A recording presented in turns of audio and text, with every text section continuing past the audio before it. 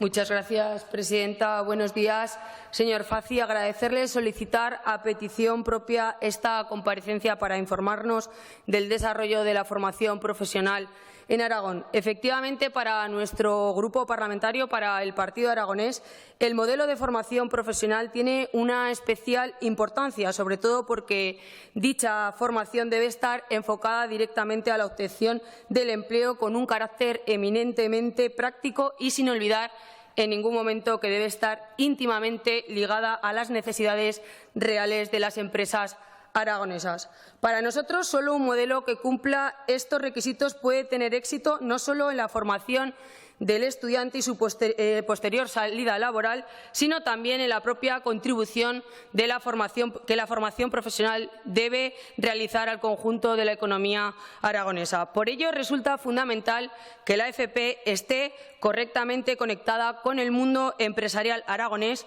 con una especial atención al sistema de la FP dual, combinando empresa y centro educativo. Nosotros pensamos que solo así conseguiremos que la FP aragonesa pueda ser fuente de técnicos profesionales no solo en los sectores económicos ya existentes en nuestra comunidad autónoma, sino también en aquellos otros sectores emergentes o innovadores. Como consecuencia de nuestra posición, así como la correspondiente al resto de formaciones políticas que conformamos el actual Gobierno de Aragón, el acuerdo de coalición también otorgó a la formación profesional una importancia esencial en nuestro modelo educativo y por ello nos marcamos como directriz básica fomentar de la formación profesional dual, colaborando para ello con las empresas y la universidad, apostando por un aumento y actualización de los estudios, así como su diversificación y extensión en el mundo rural.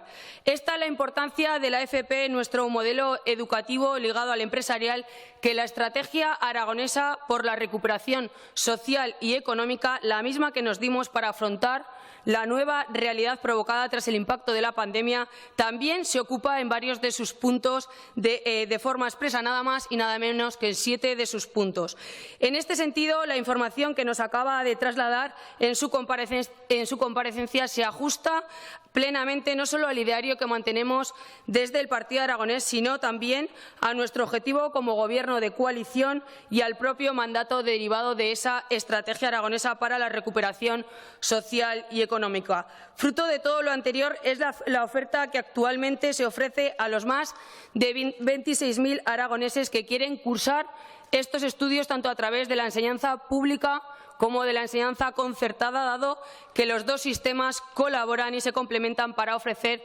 hasta 134 ofertas distintas, como bien se indicaba. En la misma línea, la apuesta por la FP dual, con una nueva convocatoria publicada ya en el BOA para el curso 2021-2022, así como la FP a distancia, son indicadores igualmente del desarrollo de la FP en Aragón, que han sabido adaptarse de esta manera a las nuevas necesidades y a la nueva realidad. Y en esta misma línea podemos citar a la creación de ese campus digital de FP iniciado en este curso y que se desarrollará en los próximos cursos. Sobre estas bases son entendibles algunos datos que invitan a mirar con optimismo el futuro. Es cierto que Aragón ha alcanzado ya una de las cotas más altas de inserción laboral para los titulados en FP en el conjunto del Estado. Y esto, señorías, esto también es hacer Aragón, desde la formación y desde la opción al primer empleo o a la